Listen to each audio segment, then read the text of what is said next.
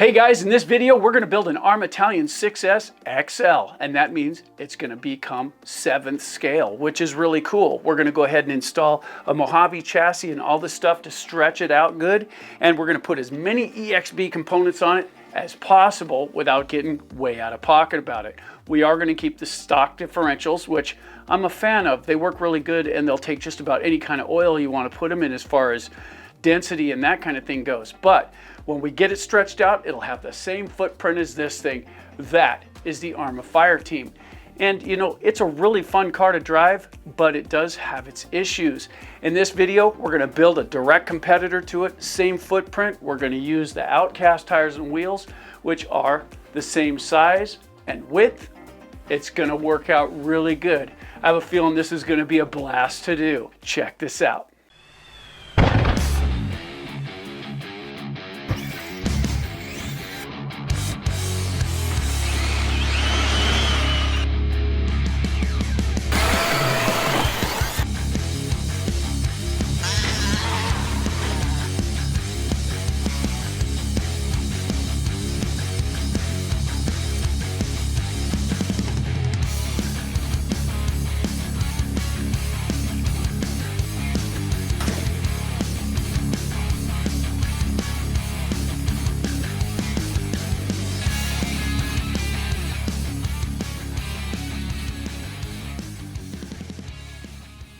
So let's begin.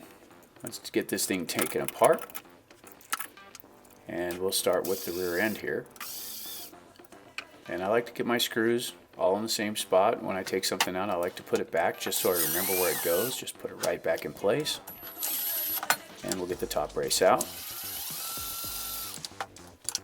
There we go. Nice. And like I say, put the screw back in. Then we know where it goes. We don't have to hunt for it later.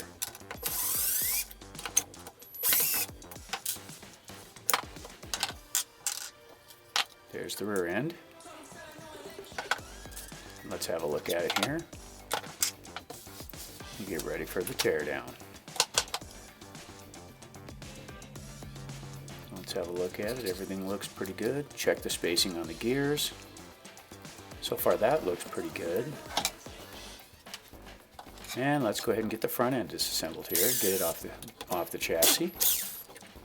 And we want to go ahead and detach these because we're going to swap some components out and we need those free, and one of the components we are changing is going to be that whole assembly for the steering and all that. So still want to keep the screws where they belong because I'll probably put it in another car later. There's nothing really wrong with it, but we are upgrading. There we go. Nice. There's the front assembly. And that's what's left on the chassis.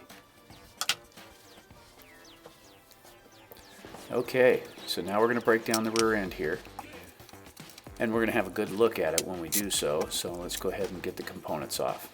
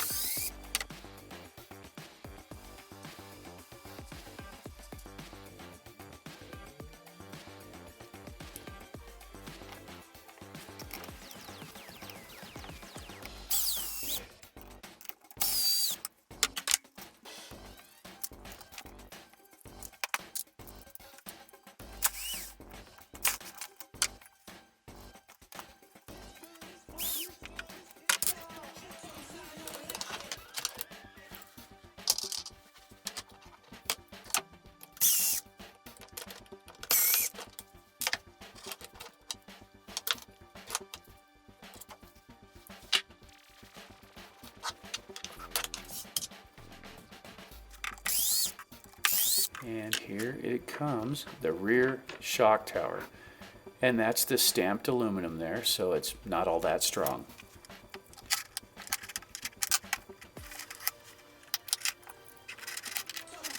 Now let's have a look at the diff. A little cleanup. There we go. There we go. And we'll have a good look at it here. Look it over. The gearing feels pretty good. The spacing on all that is good.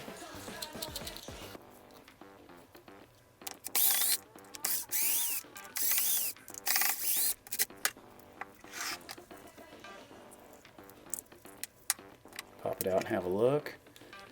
And the shim doesn't slide over it because, look at there. That's worn pretty badly.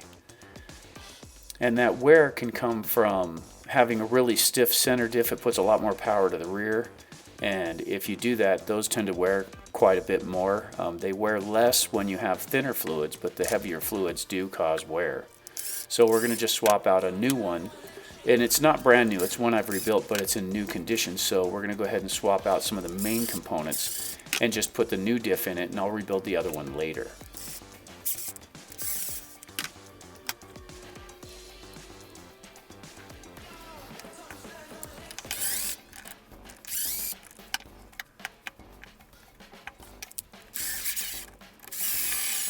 Don't forget, always tighten this stuff by hand. Those screw guns can melt threads out like crazy.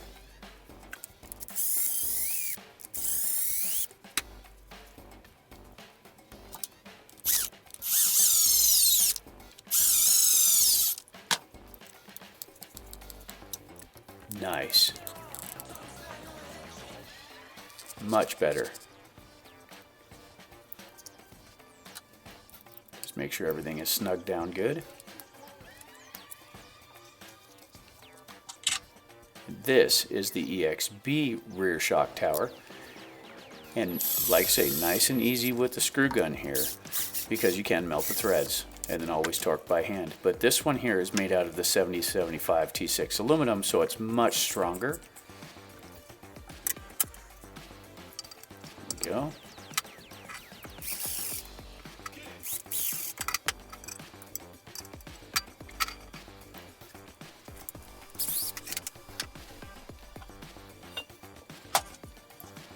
Now we want to make sure and get these grub screws in, and we're doing the bottom mount style so you can adjust them from underneath, and it's the wider head so it doesn't wear in the chassis the way those smaller grub screws always seem to do.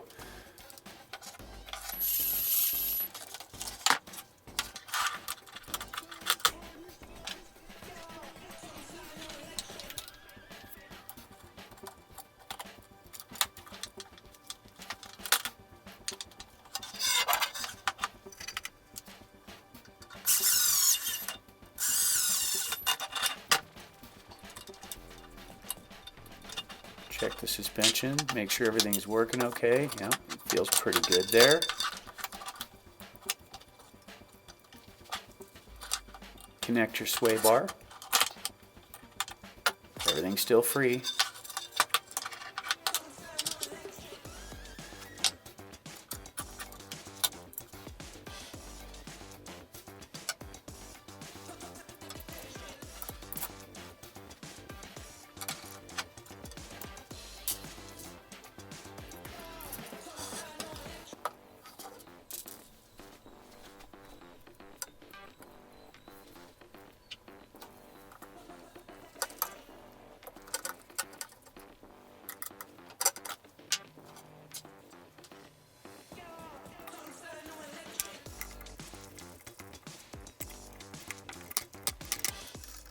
Get the standoffs in place.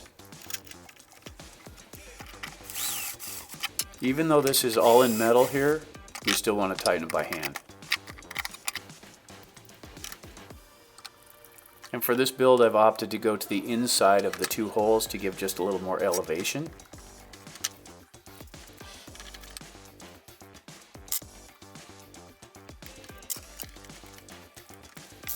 Now line up the shock pins, and they'll go in pretty easily if you get them lined up properly. Snug them down.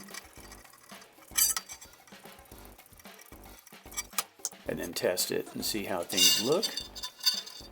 Everything's smooth. Okay, now let's get on to the front end teardown.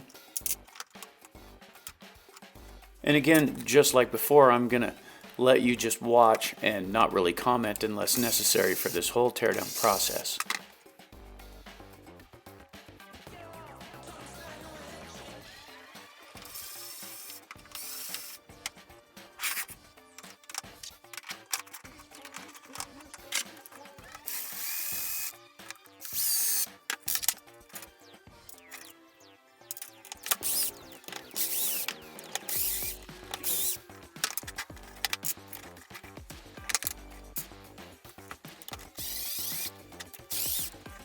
And here we go.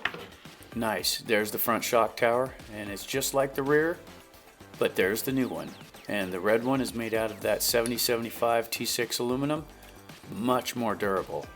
Everything lines up nicely. Beautiful. And we're going to go ahead and take the whole steering rack off there. Let's have a good look at the differential. Just check the spacing.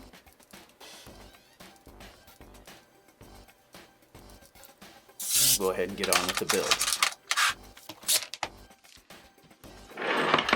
We're going to put those grub screws in the bottom here for adjusting the droop. We're going to put the droop screws in. Get some lubrication in there. Nice. Let's go ahead and mount it to the chassis.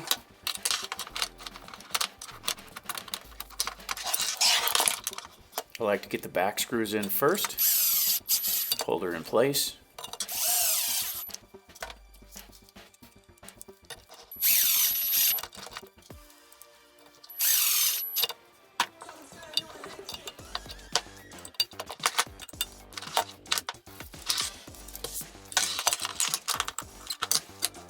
Okay, get that sway bar mounted, connected to the arms. There we go.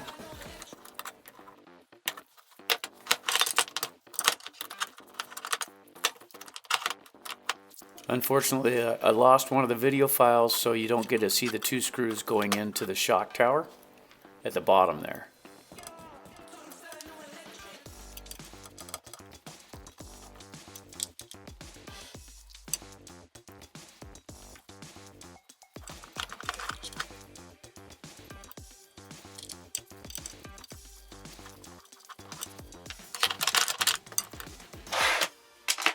Alright, so here's the new steering assembly, and this is the EXB model, so it's got the hardened connector rods and it's got the 7075 top plate, and it also has the hinge pin braces on the back for the top, and that allows you to lock it in instead of having a thread in for the top arm there. There's the pins right there.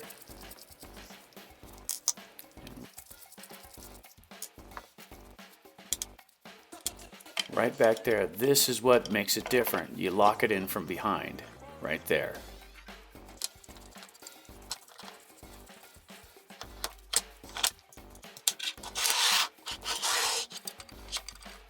You'll notice the little blue spacers. I'm not a fan of the ones that come with the car. Those are just little plastic spacers. They do the same job as the ones that come in the kit, but they can't come off.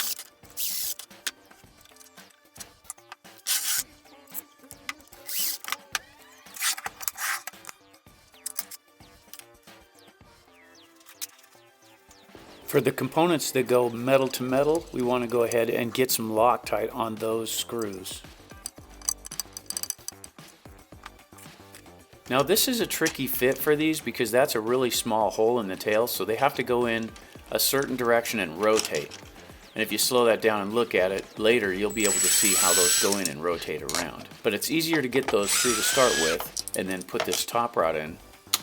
But before we do that, let's switch the ends on here. We've got some hot racing aluminum ones we're going to go ahead and trade these over for. There they are. And this is a pretty good kit. I've used these before and they're decent. I haven't actually broken any of the plastic ones. I did have one on thread at one point, but I've never actually broken one. I just kind of like the way these look. And then there's the O-ring kit that goes on there to hold all these balls and things in center. Slide that through the middle and then slip the O-ring over the end. Do that to both sides and that keeps that in place.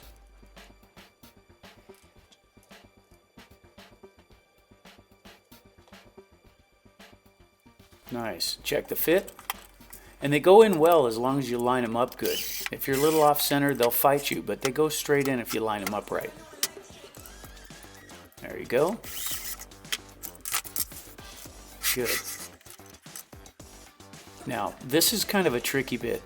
If you put the nut on backwards, so you're into the plastic there, you can fish it right down into the arm.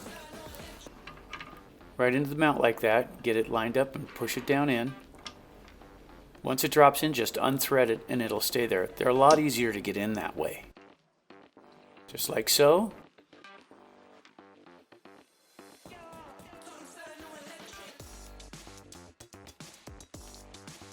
And then fish it right down in there.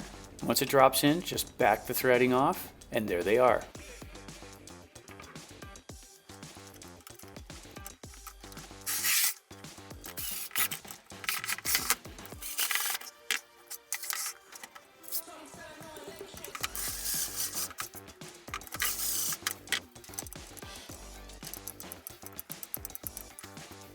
Then we'll get these chassis braces in. And for now, we're going to go ahead and use the temporary ones. These are the stock ones, and they're plastic. We do have a set coming that actually fit the vehicle. So for now, just for the build, we're going to use the plastic ones, but it will have the metal ones when it goes out to run.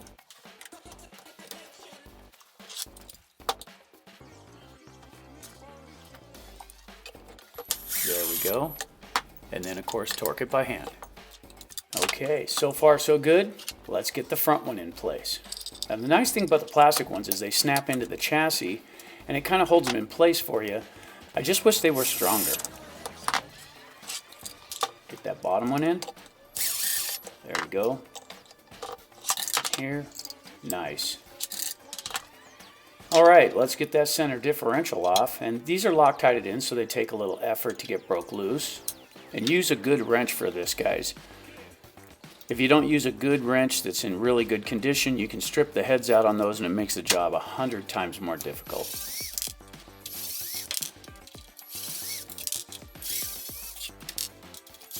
Alright. So have a quick inspection and then see the fit. Nice. And we're going to install this straight in without putting the drive lines in. We'll put those in after to show you how that's done if you have to work on the differential. So we'll just install it this way.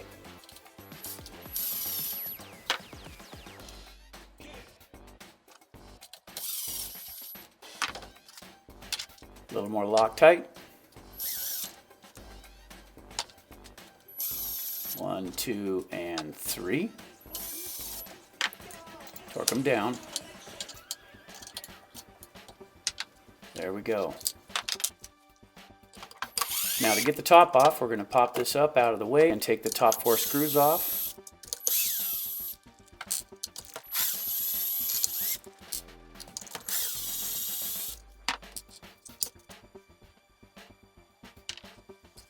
And out comes the differential, nice and easy.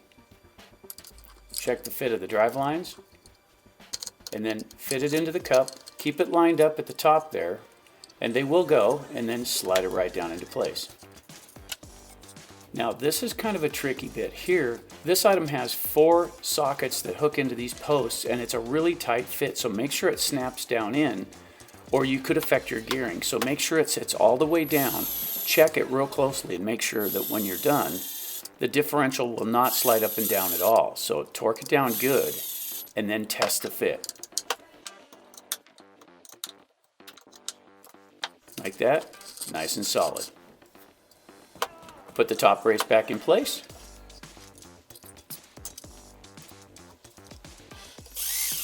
Just like that. Okay, now let's go ahead and get these extra bits off of here because this actually came with the aluminum pieces on it, but we don't need those. We do want to keep the screws in place though.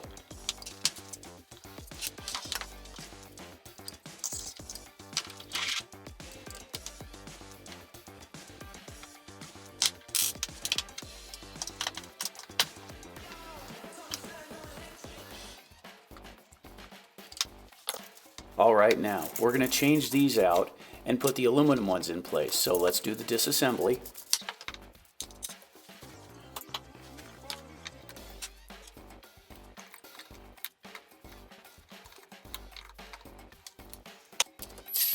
And even though we're getting rid of the outer pieces, the arms are going to stay. So nice and easy pulling these out of the arms so we don't heat up the plastic and strip out the threads in the arms. You will have trouble with those backing out in the future if you go too fast.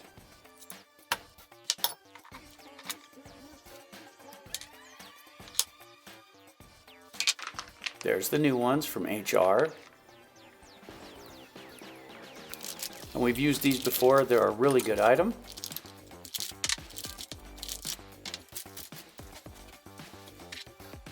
Very nice. Clean up our components. And let's do our assembly.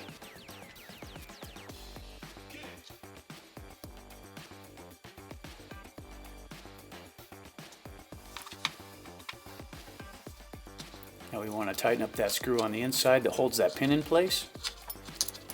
There we go, nice and smooth. Get the balls in there, and let's get it attached. Now, little at a time here. You don't run one all the way in because you got to guide that into the cup at the end there. So a little on the top, a little on the bottom. Make sure that that drive line lines up properly, and then run them in nice and slow, guys, nice and slow. Now we've got our new retainer caps here. And since this is aluminum, they thread in so much easier than the plastic stuff. You can line them right up. And once you're ready, go ahead and tighten them all the way down. Snug them all the way up so it doesn't move. And then back each one of those off a quarter of a turn. So crank it in and then crank it back out. Check your fit. Adjust it so you got just enough play to where it won't bind. There you go.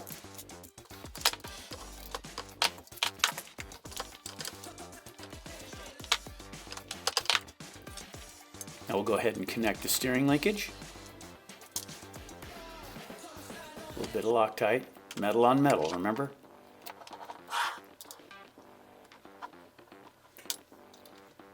Now I don't recommend putting a lot of Loctite on these, just a little dab will do it. If you soak it in Loctite, you're going to have a bear of a time getting it apart later.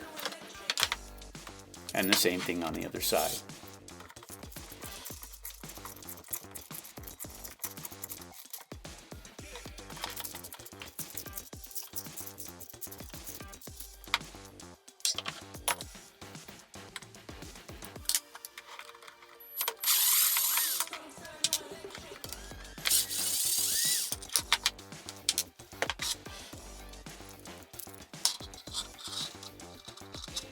This one's a little bit stubborn, so we had to put some muscle on it.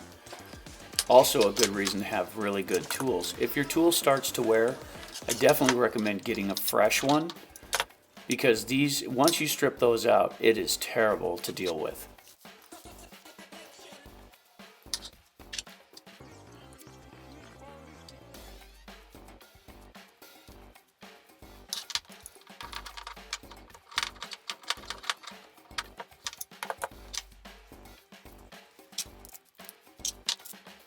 That one's a little snug, but it does go through.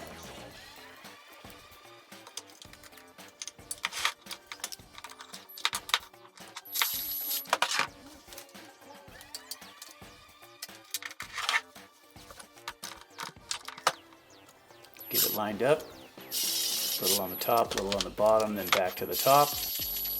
There we go.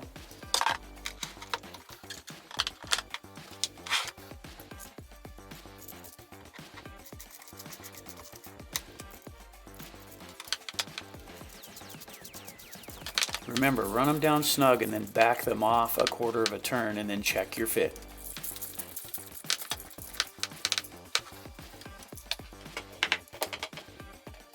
Good.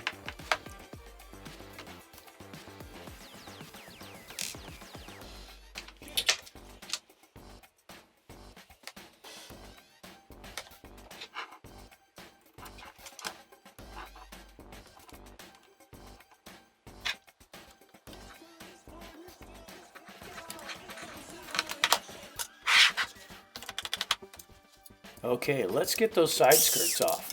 And since we're changing chassis size, the odds of these all lining up for the holes is not good, but we're going to see how they fit here real quickly.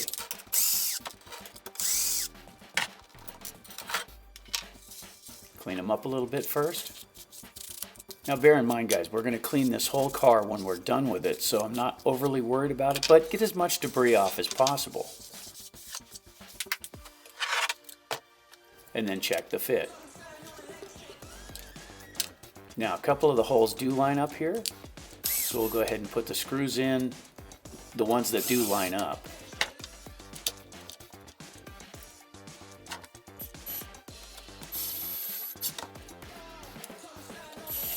And this one, 3 of them actually line up on that side. Those are what's left over, and we're going to use those. So what it is find a drill bit that's smaller than the screw, and then pre-drill a hole so that the screw has to fight its way down into it, and then set it in nice and easy. Now there's not enough material there to really torque these down. Just get them in flush and let them sit. It'll be okay, they'll stay. That one needs a different screw, so we'll put it in place. And we'll pre-drill the back one. Like I say, the drill is smaller than the screw. Just like that. Check all of your tightnesses.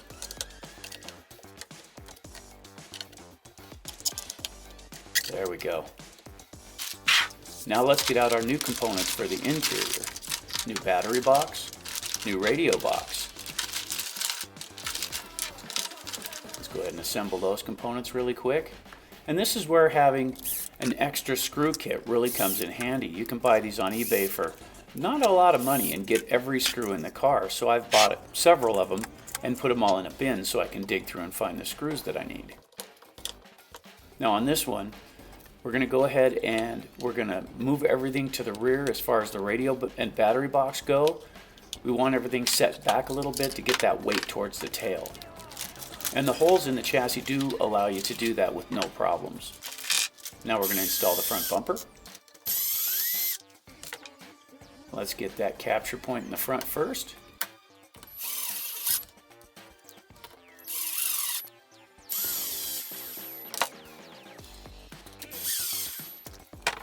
Got to pull these outer 2 here, and then the bumper should sit right in place.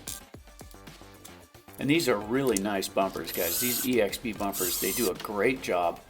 And when you run into things, it will spoon you up and over it most of the time instead of slamming you into it and stopping the car. So these are a really good add-on to the car.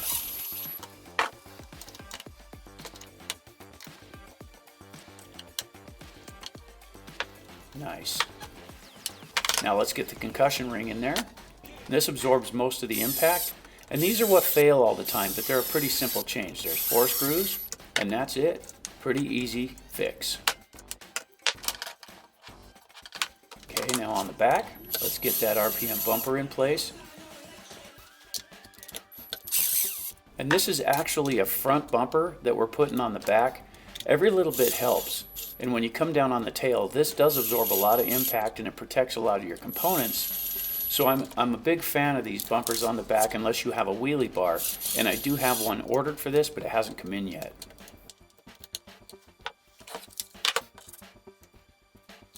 Let's get that servo in place.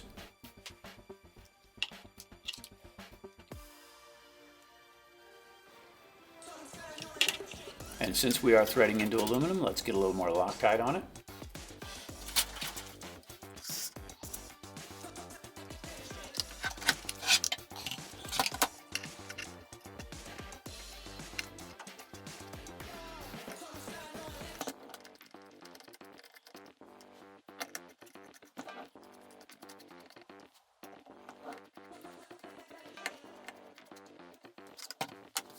Snug them all down. There we go.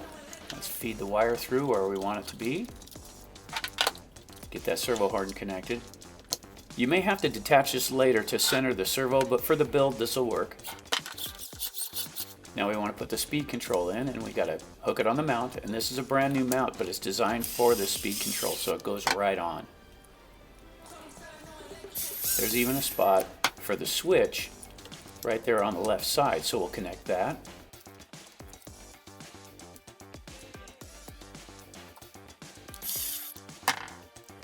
Now it's a unit you can just mount in the car. Now let's get the wire run. There we go. Goes in this direction. Feed the wire under. Line it up with the holes on the bottom. And put it in place. Pretty simple.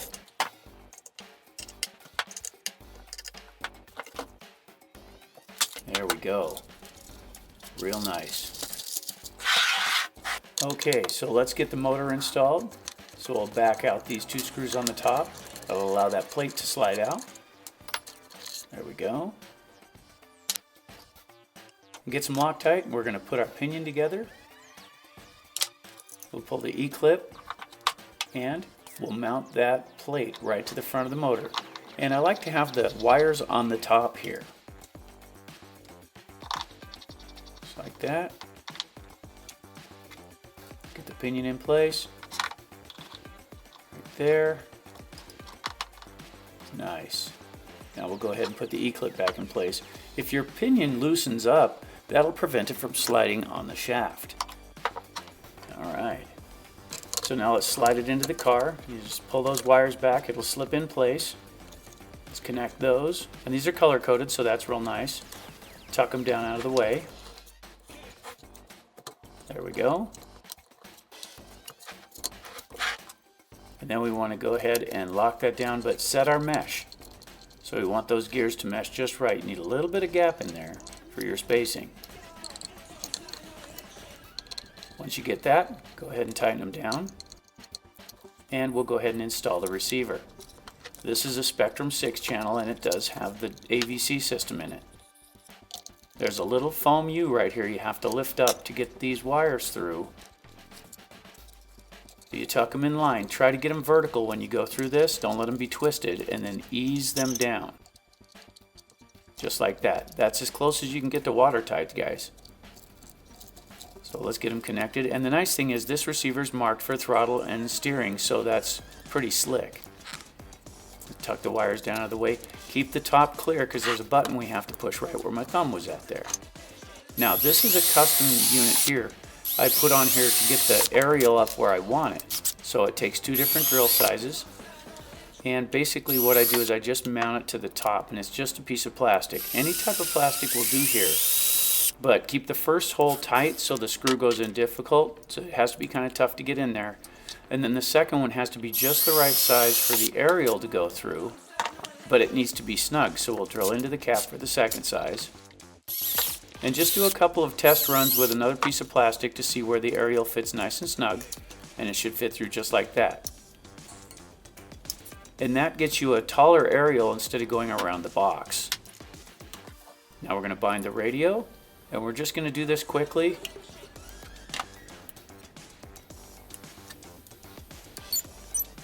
There we go. Let it set for a second. There, now everything's working. Just like that. Make sure to turn everything off to save the settings. Now we can put our radio box together. And when you're doing this, be really careful not to bind any of the wires between the lid and the housing, because you can snip through those when you tighten it down. So be real careful.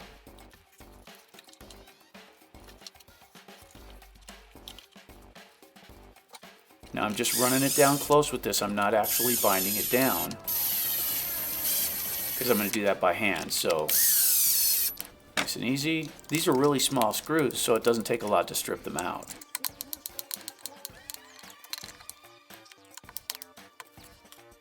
Done. And let's go ahead and get the body mounts on the front.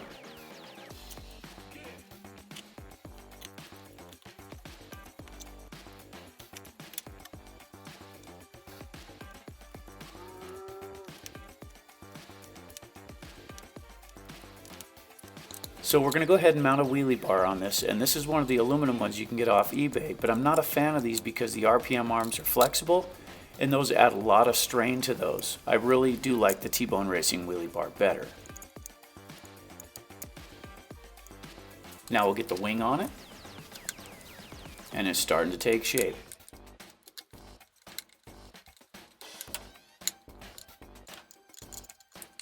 We're getting close, guys.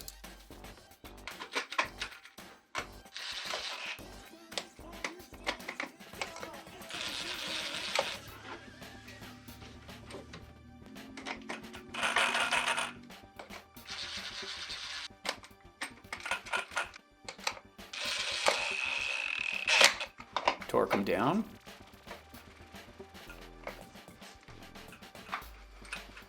Okay, so there's the basic build. But we still have one thing we need to attack. Let's get that centerpiece on for the body. And this is the body brace, so that it won't cave in when you land on the top of the car. And we're just going to heat this tubing a little bit to bend it down so it doesn't hit the body. Hold it until it cools. And it doesn't have to be bent way down, just enough to let it flex. Now we need a measurement so we can extend our body mounts to the holes that are there, so the factory body will still fit. So using a multi-tool, I've got 2 pieces of plastic here, and we're going to trim these up real nice and make our extensions.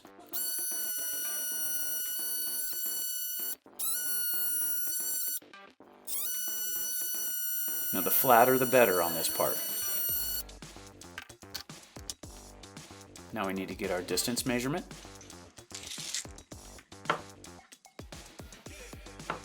And since the back holes on the body are slotted, there's room for error here. Just try to get them exactly lined up so they're even.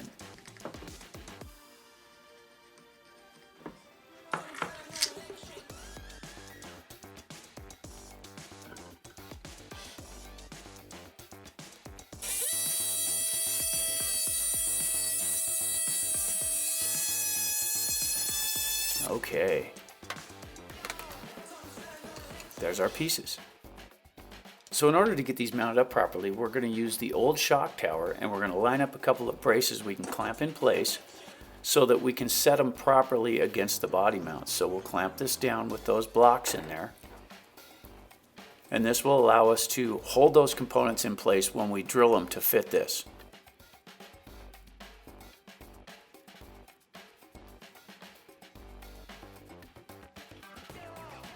See how that holds the bottom and the clamp is holding the plastic bits? Now we can remove the body posts and put those pieces in its place and drill them to fit.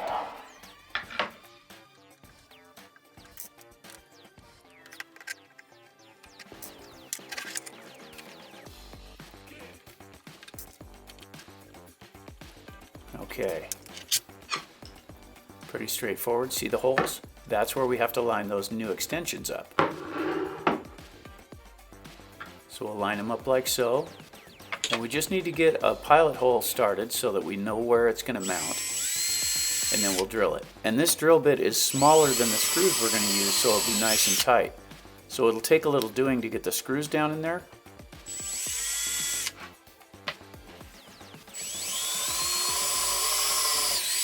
So we'll go ahead and run a small screw in first, and this is smaller than the screw we're going to use just to kind of thread it in a little. Then we'll use the larger one, and that'll make some really tight threads so it'll hold. It can be a bear to start, but once you get them pre-threaded, they'll go right on with ease. See there? Done. And we'll do the same thing to the other side.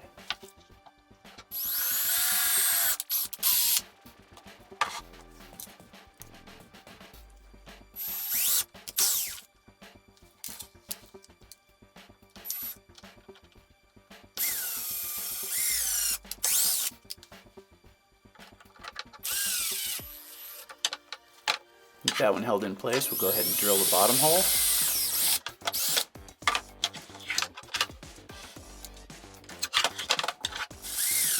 There we go, just like that. Get it mounted on the car now, like that. Now we put the body in place so we can mark center for where we want our posts to come up. And we'll just drill those out so the posts go straight through. And you can see I put a lot of pressure on that to drill it through, but they don't give. They flex a little, but they don't give.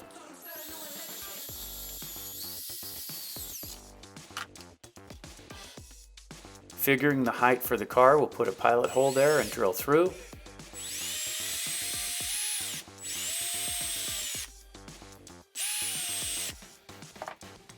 And now we'll go ahead and screw it in. Just like that. Nice and snug. Same thing on the other side, same elevation. Got to line it up with that hole that it goes through.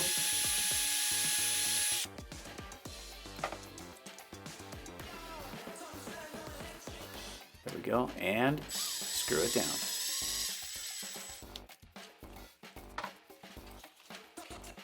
There we go. And let's see how it fits. Get the clips in place.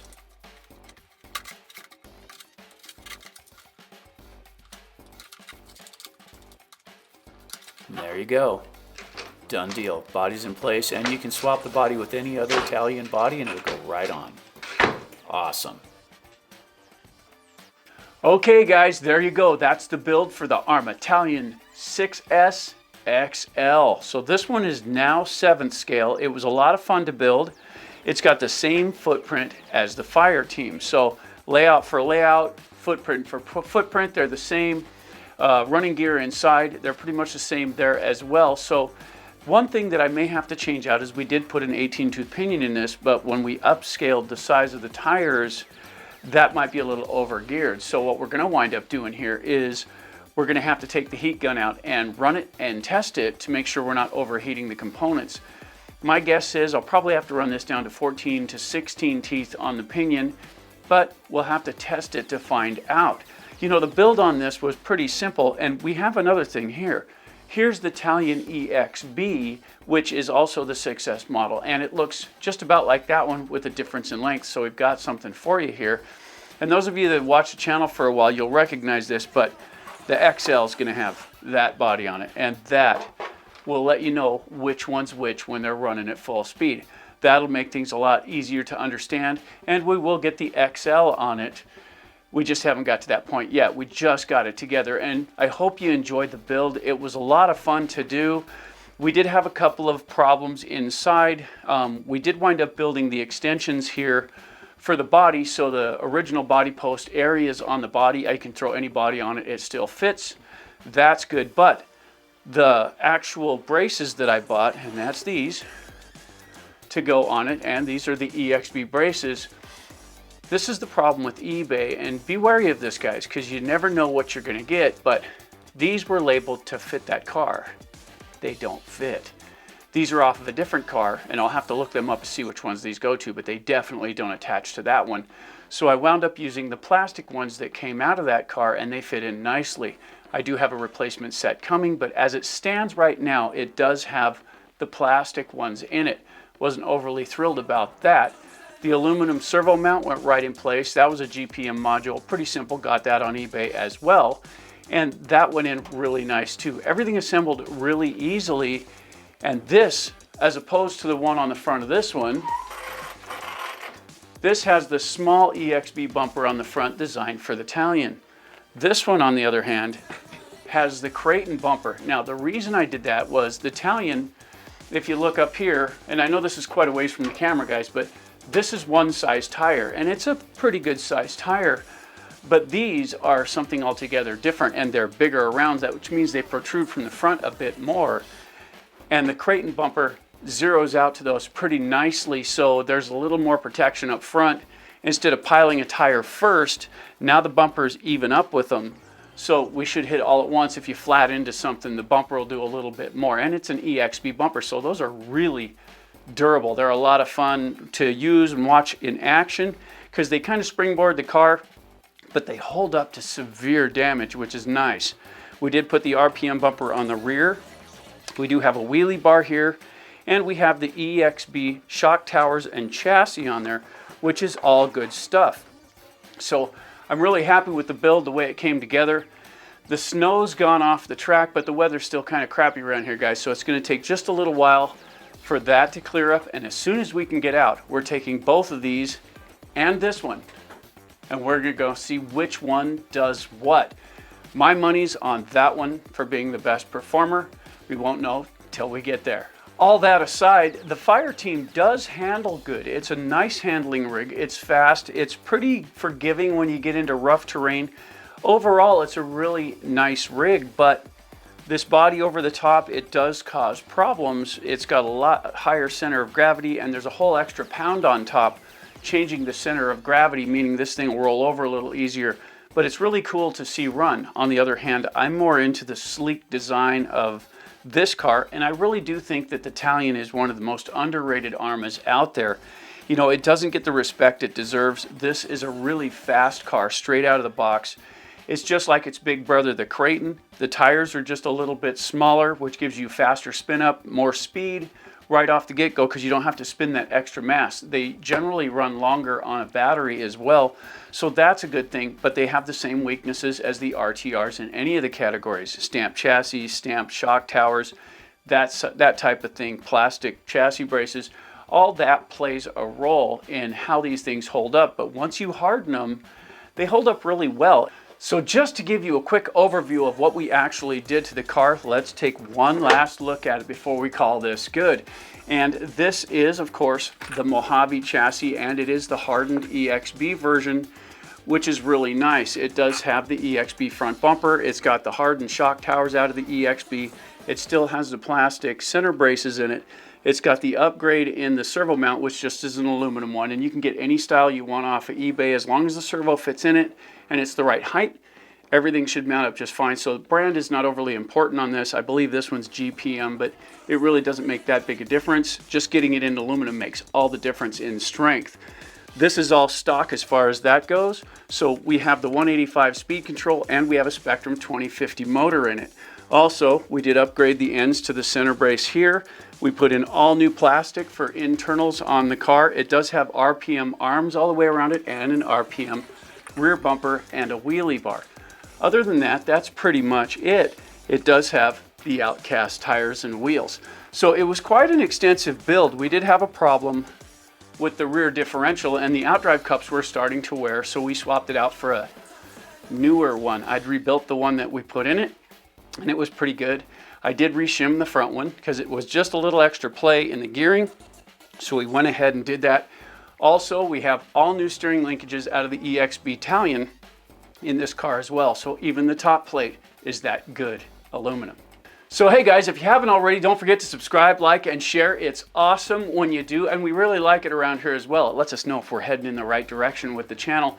And you know, these kind of builds, they're a lot of fun. This was a very long build, and we tried to abbreviate it down as best we could for you so it was yet entertaining, but still informative enough to let you know basically how it's done.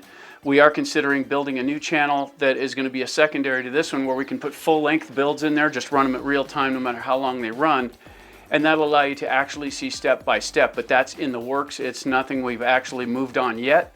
It's just something we're thinking about. If you guys have done something like this or have some additions to this that we missed, please feel free to leave it in the comments down below and help others along the way. Hey guys, I'm AJ with AJ Jam Studio saying, keep wrenching guys.